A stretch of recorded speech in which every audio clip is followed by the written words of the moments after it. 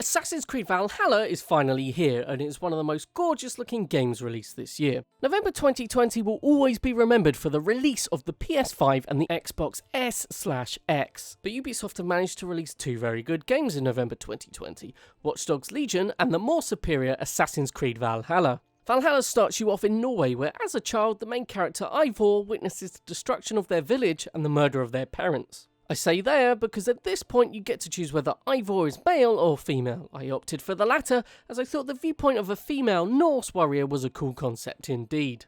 You get thrown into the game properly when Eivor is grown up seeking revenge for the death of her father. Once you complete the game and story mode in Norway, you are fast-tracked to England in order to start a new life and new alliances. The mechanics in the game are tighter than that with which we've become used to in a Ubisoft game, but there are still glitches and the odd bit of jankiness that comes with their games.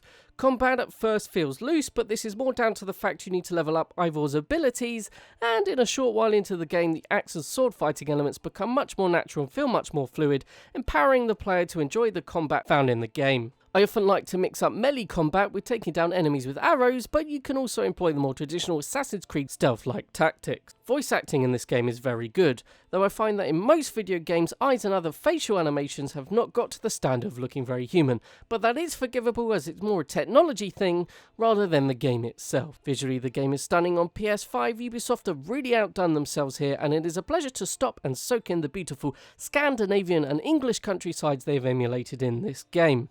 Even the trees, rivers, clothing, hair and animals look crisp and honed to be aesthetically pleasing. The menu system is laid out neatly and you can unlock skills as you go along, as well as checking out and upgrading your inventory, checking out the world map, quest log and codex.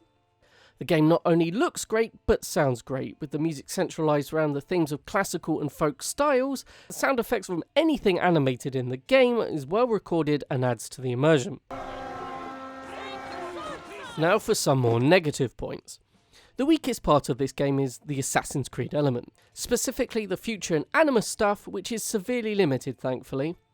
If you took this away and just purely had a game with the Viking storyline and left the rest of the game as is, it'd feel like a much more tighter overall package. In fact, you could leave the period-specific orders in place, keeping the theme of Assassin's Creed and a feeling of a more historically placed game, but without the unwanted immersion interruption with all the future crap.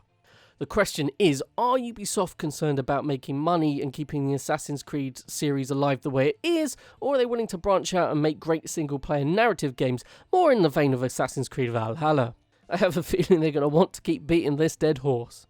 With that said, Valhalla is one of the best titles at launch on the PS5, and Ubisoft have really stepped up their game with this entry.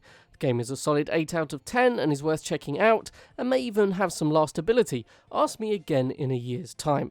Like, share and subscribe, thank you very much. This is Scenario Gaming, and I have been Slyelessar.